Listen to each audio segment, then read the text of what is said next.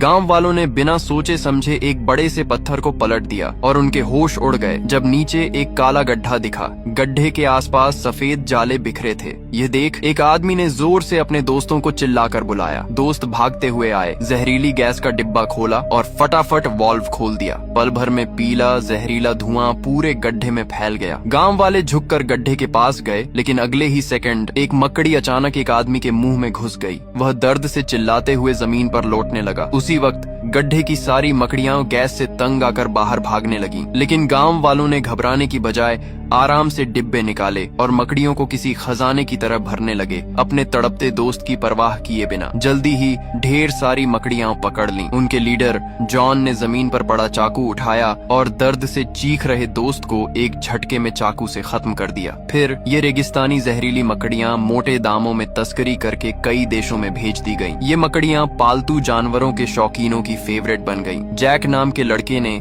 एक बड़ी सी मादा मकड़ी देखते ही पसंद कर ली। उसने 1.5 लाख में उसे खरीद लिया और घर ले जाकर किसी खजाने की तरह रखने लगा। उसके रूम में पहले से ही ढेर सारे अजीब जीव थे, जहरीले बिच्छू, टिड्डे, गोजर, कभी कॉकरोच और यहाँ तक कि खतरनाक तलवारबाज मेंढक भी। उसका रूम किसी जहर के गोदाम जैसा था, बस अब उसमें जहरीली मकड़ी की कमी थी। जैक ने जोश में अपनी नई मकड़ी निकाली, उसे गौर से देखा और उसका नाम बेबी रख दिया। फिर उसने एक जूते का डिब्बा लिया, उसमें ढेर सारा टिश्यू पेपर बिछाया और मकड़ी को उसमें डाल दिया। ढक्कन बंद करके उसने डिब्बे को चूम लिया और सोचा कि रात को वापस आकर इसे किसी बढ़िया से बॉक्स में रखेगा। फिर वह रूम से निकल गया, बिना यह जाने कि यह छोटी सी मकड़ी कोई आम मकड़ी नहीं बल्कि दुनिया की सबसे जहरीली मकड़ी थी। जैक के जाते ही मकड़ी डिब्बे के छेद से बाहर निकल आई। उस वक्त जैक बाहर दोस्तों के साथ डिस्को में मस्ती कर रहा था। जब वह लौटा और डिब्बा खोला तो मकड़ी गायब थी। पहले उसे लगा मकड़ी टिश्यू में छिपी होगी, लेकिन ढूंढने पर कुछ नहीं मिला। फिर उसने डिब्बा देखा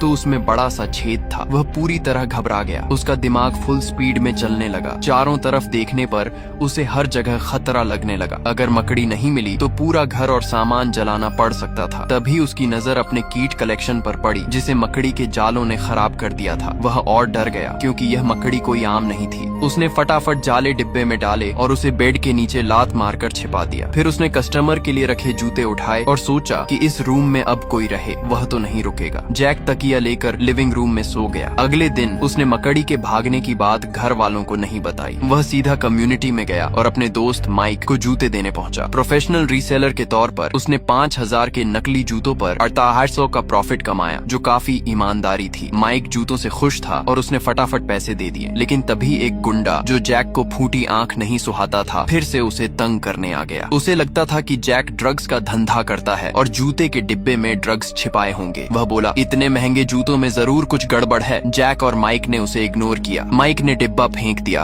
और जूते पहनने की जल्दी में था। लेकिन जैसे ही उसने जूता पहना, उसे लगा कि कुछ ने उसे काट लिया। उसने फट से जूता उतारा और ध्यान से देखा। उसका दिल धक धक करने लगा। उसने मकड़ी देख ली। उसने उसे जूते से मार डाला, लेकिन डर अभी खत्म नहीं हुआ। मादा मकड़ी ने जूते में बच्चे दे दिए थे। छोटी छोटी मकड़ियां माइक के शरीर पर चढ़ने लगी। माइक का कुत्ता रेक्स ने मरी मकड़ी खा ली। कुछ ही पलों में मकड़ियों ने माइक को इतना काट लिया कि उसका शरीर छलनी हो गया। उसकी आंखों से पीला पानी बहने लगा। जहर उसके दिमाग तक पहुंच गया। उसकी नजर धुंधली हो गई। जब तक वह मदद के लिए बाहर निकलने की कोशिश करता, वह जमीन पर गिरकर मर गया। रेक्स डर से भौंकने लगा। उसकी आवाज सुनकर पड़ोसी अलर्ट हो गए। जैक ने दरवाजा खटखटाया, लेकिन कोई जवाब नहीं मिला। आखिरकार पड़ोसियों ने दरवाजा तोड़ दिया और जो सीन देखा वह उन्हें शॉक कर गया। बिल्डिंग में मौत की खबर फैलते ही पुलिस ने पूरी इमारत सील कर दी। लोग समझ नहीं पा रहे थे कि एक मौत के लिए इतना बड़ा तमाशा क्यों। उसी गुंडे ने फिर से जैक पर इल्जाम लगाया कि वह ड्रग्स बेचता है और माइक की मौत ड्रग्स की ओवरडोज से हुई। इस बात पर दोनों साइड में तगड़ा झगड़ा हो गया। पुलिस ने बीच बचाव किया। माइक का शव सबके सामने ले जाया गया। लोग माइक की मौत का कारण समझने की कोशिश करने लगे। एक बुजुर्ग जिम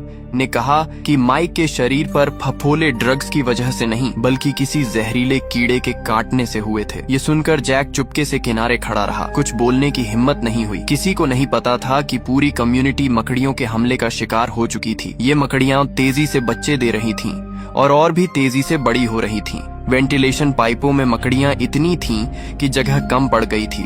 इसी बीच एक लड़की सारा बाथरूम में पैर धो रही थी। उसके पीछे वेंटिलेशन पाइप का ढक्कन मकड़ियों के दबाव से खुल गया। सारा को लगा ढक्कन बस ढीला है। वह हाथ धोती रही, बेखबर कि पाइप से मकड़ियां बाथरूम में घुस आई थीं। जब वह ढक्कन उठाने लगी तो पाइप के अंदर का सीन देखकर वह डर से चिल्ला पड़ी। अचानक उसका पैर फिसला और वह बाथटब में गिर पड़ी। तौलिया उठाने की कोशिश में उसने मकड़ी देखी और डर के मारे चीखने लगी। उसने अपने बॉयफ्रेंड टॉम को बुलाया। टॉम बिना डरे मकड़ी को पकड़ने की कोशिश करने लगा। तभी जैक भी वहाँ पहुँच गया। उसे लगा कि यह वही मकड़ी है जो उसने खरीदी थी। उसने टॉम को बोला कि मकड़ी को मत मार, लेकिन सारा चिल्ला रही थी कि मकड़ी को फटाफट मार दो। टॉम को लगा कि एक मकड़ी से क्या डरना। मकड़ी वॉश बेसिन के नीचे छिप गई। टॉम ने झाड़ू से उसे मारने की कोशिश की, लेकिन मकड़ी नहीं मरी, बल्कि मरी मकड़ी से ढेर सारी छोटी मकड़ियां निकल आईं। नाले से भी मकड़ियां निकलने लगीं। डर के मारे सारा चीखती हुई बाथरूम से भागी। सबने मिलकर बाथरूम का दरवाजा टेप से सील कर दिया। शांत होने के बाद टॉम ने जैक से पूछा कि यह सब क्या तमाशा है। पहले तो जैक टाल मटोल करता रहा, लेकिन जब बात बढ़ी तो उसने मान लिया कि उसकी खरीदी मकड़ी गायब हो गई थी। लेकिन वह जिद पर अड़ा कि बाथरूम वाली मकड़ियां उसकी नहीं हो सकती, क्योंकि उसने सिर्फ एक मकड़ी खरीदी थी और इतनी तेजी से बच्चे देने का तो सवाल ही नहीं। उसने यह भी कहा कि उसकी मकड़ी शायद जाले बनाकर मर गई होगी। सबने उसे वह जाला दिखाने को बोला। जैक ने बेड के नीचे से डिब्बा निकाला। जब टॉम ने उसे खोला तो सबके होश उड़ गए। पास खड़े सैम ने फटाफट टेप से डिब्बे को सील कर दिया। सब पसीने से भीग गए थे। पूरी बिल्डिंग खतरे में थी।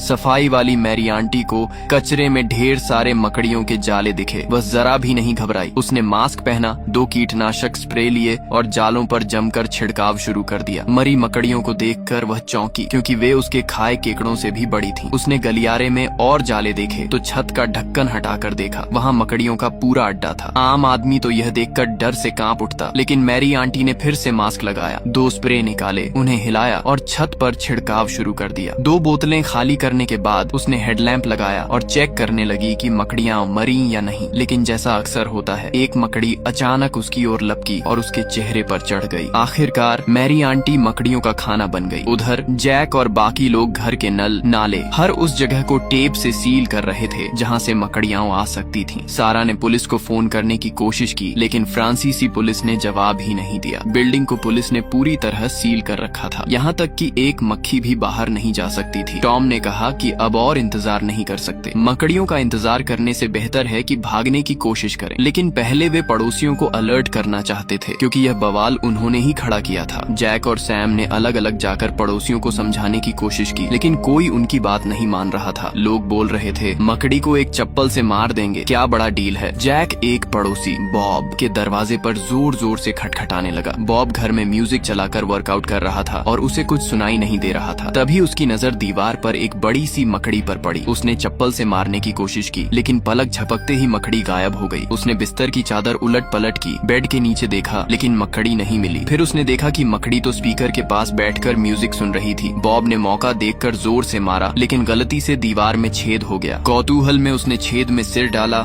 और तभी ढेर सारी मकड़ियां उस पर चढ़ गईं। बाहर जैक ने दरवाजा खटखटाया, लेकिन जवाब न मिलने पर वह अगले घर की ओर बढ़ गया। वहाँ भी कोई जवाब नहीं मिला। गुस्से में उसने दरवाजा तोड़ दिया। अंदर मालिक सोफे पर टीवी देख रहा था, लेकिन जैक के बुलाने पर भी कोई जवाब नहीं दिया। सैम को कुछ गड़बड़ लगी, तभी मालिक की गर्दन हिली। जैक को लगा वह सो रहा है। वह उसे जगाने गया, लेकिन जैसे ही वह पास पहुंचा, दोनों डर के मारे भाग खड़े हुए। तभी पड़ोस का एक बूढ़ा ग्रैंडपा जो डगमगाता हुआ बाहर आया। उसका चेहरा बिल्कुल सुन्न था। जैक ने उसे सावधान रहने को बोला, क्योंकि मकड़ी उसके मुंह से निकल सकती थी। उन्होंने उसे वापस उसके रूम में भेज दिया। उनकी शंका सही थी। ग्रैंडपा जो को मकड़ी काट चुकी थी और उसके घर में भी मकड़ियां भरी थीं। जो लोग मकड़ियों का शिकार बन रहे थे, उनके शरीर में छोटी मकड़ियां तेजी से पनप रही थीं और बड़ी होने पर वे बाहर निकल आती थीं। अब पूरी बिल्डिंग मकड़ियों का शिकार बन चुकी थी। टॉम ने नेट पर सर्च किया और पता चला कि कुछ मकड़ियां माहौल बदलने पर म्यूटेशन कर सकती हैं। अगर उन्हें खूब खाना मिले